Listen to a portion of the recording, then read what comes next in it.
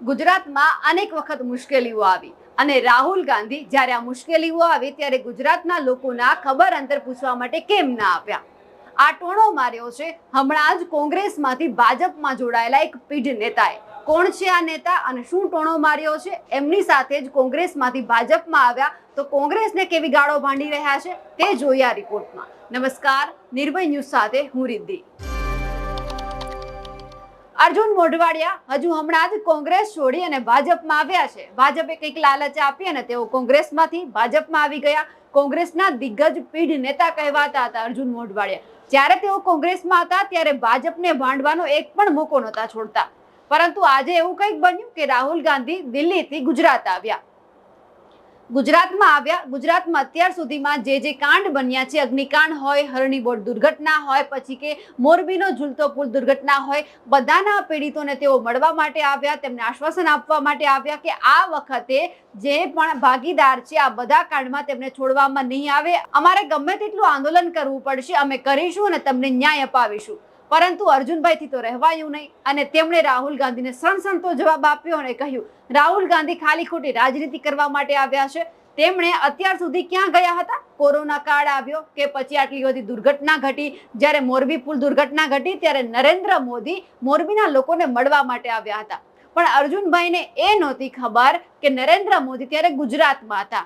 રાજકોટમાં દુર્ઘટના ઘટી ત્યારે નરેન્દ્ર મોદી ગુજરાતમાં નહોતા, એટલા માટે તે તેમના પીડિતોને મળવા માટે ના આવ્યા. ત્યારે નરેન્દ્ર મોદી ગુફામાં બેસી અને ધ્યાનમાં હતા, કારણ કે ચૂંટણી પૂરી થઈ હતી એટલે તેમને ધ્યાનની વધારે પડી હતી. જ્યારે આ લોકો મરી રહ્યા હતા ત્યારે તેમની કઈ જ નથી. પહેલા તો એ સાંભળવું છે કે અર્જુન મોઢવાડિયાએ રાહુલ ગાંધીને કઈ રીતે ભાંડ્યા છે.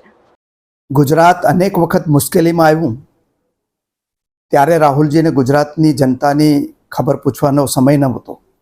ગુજરાત કોરોના કાળમાં તકલીફોથી ગુજરી રહ્યું હતું ત્યારે પણ રાહુલજી ગુજરાતમાં ના આવ્યા. ગુજરાતની અંદર અનેક વખત પૂર આવ્યા ત્યારે પણ રાહુલજી ગુજરાતમાં ના આવ્યા. ગુજરાતની અંદર એવી દુર્ઘટનાઓ બની એ વખતે પણ ના આવ્યા. મોરબીની દુર્ઘટના વખતે પ્રધાનમંત્રી ખુદ આવ્યા, પરંતુ રાહુલજીને એ વખતે સમય ન મળ્યો. પરંતુ અત્યારે જે ભારતીય જનતા પાર્ટીના કાર્યકરો માત્ર દેખાવ કરવાના ઈરાદાથી રાહુલ ગાંધીજીનું જે સ્ટેટમેન્ટ હતું હિન્દુ વિરોધી, એની વિરુદ્ધમાં દેખાવો કરવા માટે ત્યાં આવ્યા. એના ઉપર પથરાવો થયા અને સામસામી ફરિયાદો થઈ. ભારતીય જનતા પાર્ટીના કાર્યકરો પણ ઘવાયા, પોલીસ પણ ઘવાઈ. એ વખતે માત્ર ગુજરાતને બદનામ કરવાના બાના માટે રાહુલજી ગુજરાતમાં આવ્યા છે અને એ બાને પોતાની રાજનીતિ કરી રહ્યા છે. ત્યારે મારે રાહુલજીને કહેવાની છે કે જો ખરેખર તમને ગુજરાતની જનતાની ચિંતા હોય તો જ્યારે ગુજરાતની જનતા તકલીફમાં હોય ત્યારે આવવું જોઈતું હતું. પણ ગુજરાતને બદનામ કરવાની જે વર્ષોની પરંપરા છે એ હવે છોડવી જોઈએ. છોડી અને રચનાત્મક ભૂમિકામાં આવવું જોઈએ. જે રાજકીય પક્ષો છે એકબીજાના સામે વિરોધ પ્રદર્શિત કરવો એ સૌનો અધિકાર છે. એ અધિકાર કોંગ્રેસ પણ ભોગવે છે.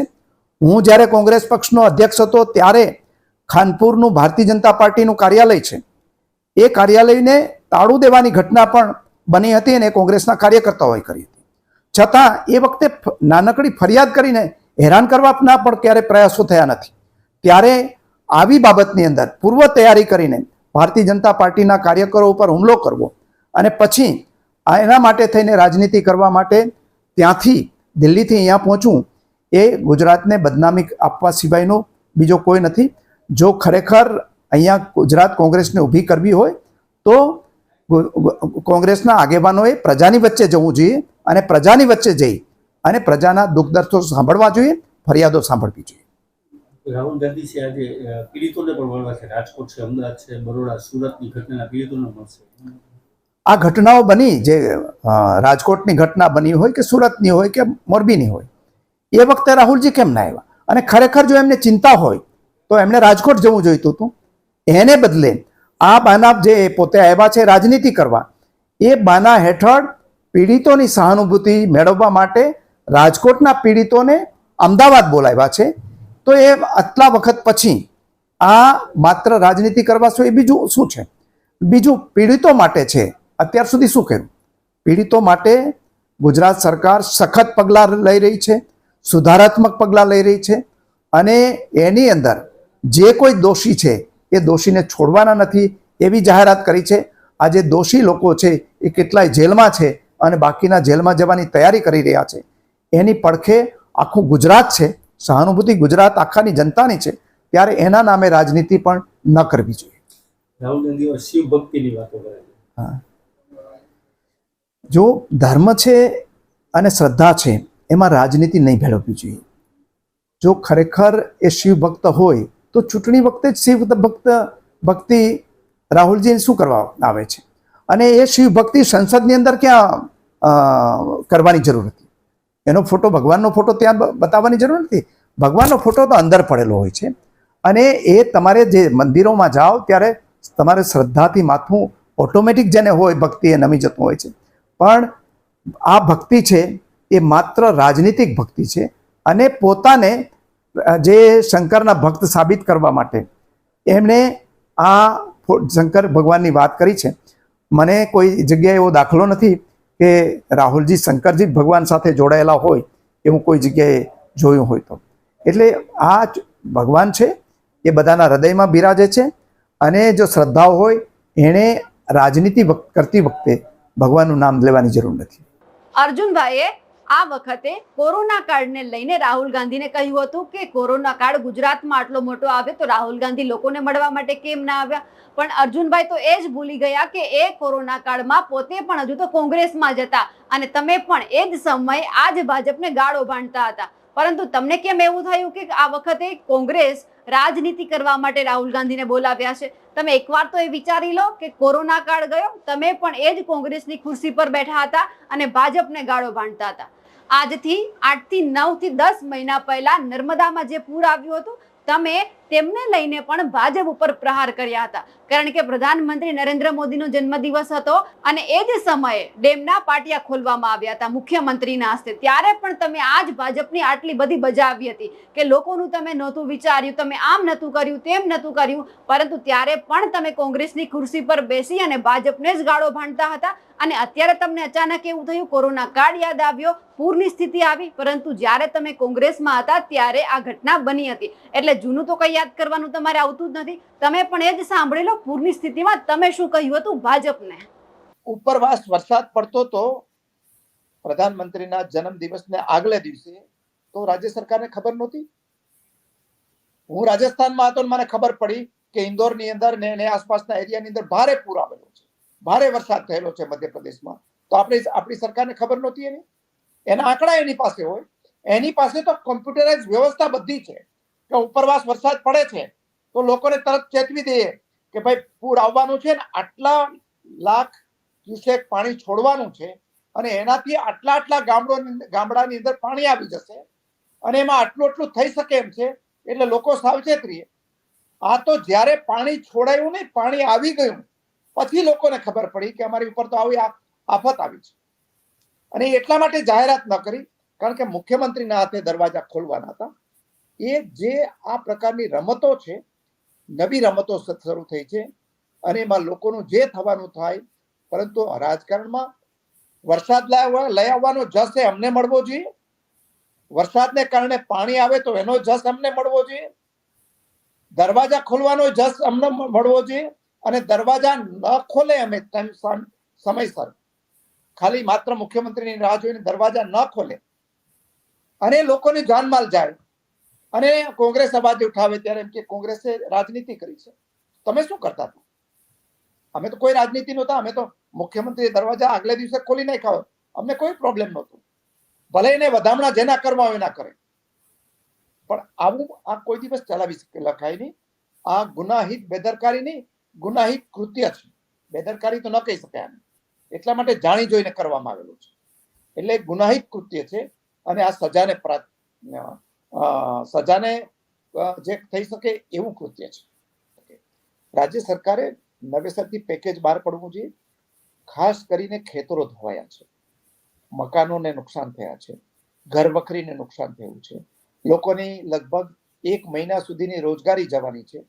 એટલે એમાં પણ આપણે એને કેસ્ટોલ્સ આપવા પડશે. ઘર વખરીની સહાય માટે ઘર વખરી પેટે સહાય આપવી પડશે. અને એ જેમના ઘર કે મકાનોને નુકસાન થયા છે એને સહાય કરવી જોઈએ. અને જેના તબેલાઓ છે એમાં અથવા તો પશુધન છે એ સંપૂર્ણપણે નાશ પામ્યું છે. તો એમાં પણ જે લોકોને જેટલું નુકસાન થયું છે એના પ્રમાણમાં આપવું જોઈએ, એટલા માટે કે આ કઈ કુદરતી આફત નથી, આ તો માનવ સર્જિત આફત છે. અને લોકોનો ગુસ્સો એટલા માટે છે કે એના માટે જવાબદાર સરકાર છે. કુદરત જવાબદાર હોય તો આપણે એમ કહી શકીએ કે ભાઈ એમાં મંત્રીશ્રીઓ શું કરી શકે, પણ આ તો એમને જ કર્યું છે. જ્યારે ખેડૂતોના ખેતરની અંદર પાણી એટલું બધું આવી ગયું અને એટલું બધું પાણી ઘરની આજુબાજુ કે ગામડાઓમાં આવી ગયું કે એમને એટલી પણ ખબર ન રહી, આપવામાં ના આવી સરકારે કે હવે પાણી આવે છે અને આટલા લેવલ સુધી પાણી આવશે એટલે તમે તમારા પશુધનનું ધ્યાન રાખજો અને તમે સલામત જે સ્થળે વયા જજો અને પશુધનને કરજો. પશુધનને તો છોડી દીધા હોત તો પણ આજે 50-60% 70% પશુઓ બચી ગયા હોત. એટલે ભારે જાનમાલ હાલી થઈ છે અને એના ઉપર ભારતીય જનતા પાર્ટીએ રાજનીતિ કરી છે, એને માફી માંગવી જોઈએ. અને વિશેષમાં અત્યારે જે પ્રકારે સહાયના ધોરણો છે એમાં તાકીદે સુધારો કરી અને એને જે રાહતો આપવી પડે, ખેતરોને નુકસાન થયું છે, પાકને નુકસાન થયું છે, લોકોના ઘર વખરીના સામાનને નુકસાન થયું છે, ઘરને નુકસાન થયું છે અને પશુધન ગયું છે.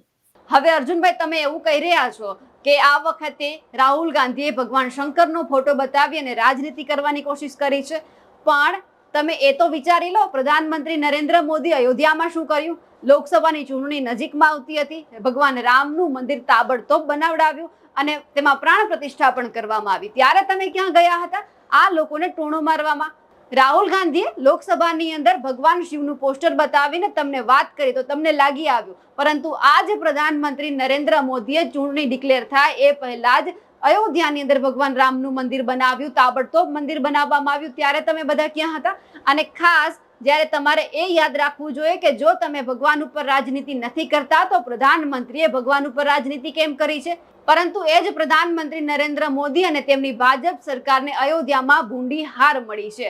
અને આ વખતે કોંગ્રેસ કહી રહ્યું છે કે ઉત્તર પ્રદેશમાં જે રીતે અયોધ્યામાં ભાજપને હાર મળી છે એ જ રીતે આગામી ચૂંટણીમાં પણ કોંગ્રેસ જીતવાની છે અને આ વખતે ભાજપને પણ ગુજરાતમાં હાર મળવાની છે. એટલે અર્જુન મોઢવાડિયા, તમે ખાસ તમે જે પહેલું નિવેદન આપ્યું તે પણ સાંભળજો અને તમે પૂરની સ્થિતિમાં જે નિવેદન આપ્યું હતું, ભાજપ ઉપર પ્રહાર કર્યા હતા, તે પણ સાંભળજો. કારણ કે તમે એ જ રાહુલ ગાંધીને ભાંડી રહ્યા છો જેમના કાળમાં જે કોંગ્રેસમાં તમે એ જ ખુરશી પર બેસીને ભાજપને ભાંડતા હતા અને આજે રાહુલ ગાંધી આવ્યા એટલે તમારાથી રહેવાયું નહીં અને તમે બોલી ગયા. પરંતુ તમે તમારા બધા જ નિવેદનો ધ્યાનથી સાંભળજો, કારણ કે પહેલા તમે એવું જ કહેતા હતા પૂરની સ્થિતિ હોય કે કોરોના કાળ હોય, રાહુલ ગાંધી છે ક્યારેય ગુજરાતમાં નથી આવ્યા. પરંતુ તમે એ જોઈ લેજો અત્યાર સુધીની જે રાજકોટની અગ્નિકાંડ હોય, ચલો મોરબીમાં પ્રધાનમંત્રી આવ્યા હતા, તક્ષશિલામાં નતા આવ્યા, આ સાથે જ હરણી બોટ દુર્ઘટના કાંડ બન્યો ત્યારે પણ નરેન્દ્ર મોદી નહોતા આવ્યા. એ ખાલી ત્યારે જ આવ્યા હતા કે જ્યારે ગુજરાતમાં તે સભા સંબોધી રહ્યા હતા